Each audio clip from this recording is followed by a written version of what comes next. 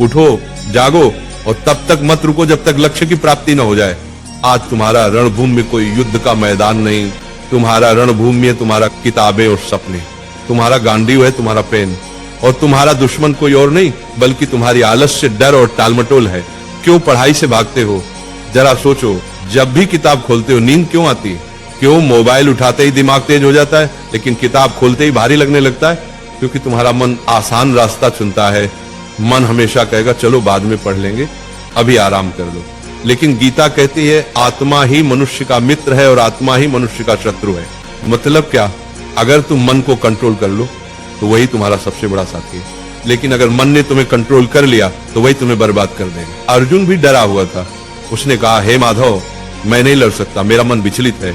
श्री कृष्ण ने कहा, हे पार्थ, उठो, तुम्हारा कर्तव्य युद्ध करना है और युद्ध से भागना अधर्म है।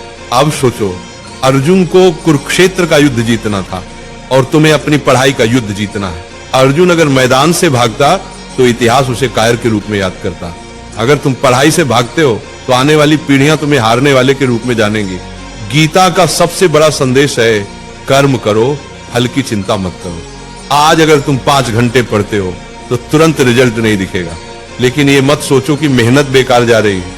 हर दिन का पसीना, हर दिन की पढ़ाई तुम्हारे अंदर ज्ञान और आत्मविश्वास का पहाड़ खड़ा कर रही है।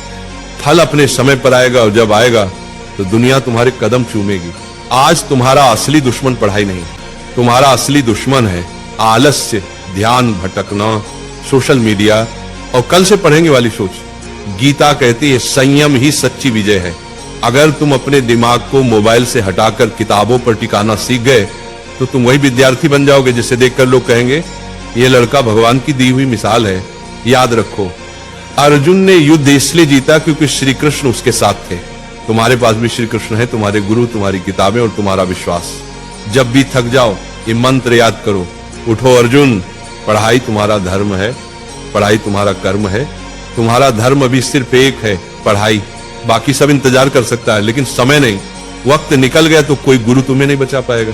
अर्जुन ने मैदान में खड़े होकर कहा था, हे माधव, अब मैं तैयार हूं, अब मैं अपने धर्म का पालन करूंगा। आज तुम भी वही कहो, हे प्रभु, अब मैं आलस्य से लड़ूंगा, अब मैं किताबों को अपना धर्म मानूंगा। आज से तुम पढ़ाई से भागोगे नहीं, आज से तुम किताब को दुश्मन नहीं बल्कि सबसे बड़ा मित्र मानोगे। आज से तुम वही विद्यार्थी बनोगे जिसे देखकर माँ बाप की आंखें गर्व से भर जाएंगी। याद रखना, पढ़ाई ही तुम्हारा युद्ध है, मेहनत ही तुम्हारी गीता है और सफलता ही तुम्हारी विजयश्री है।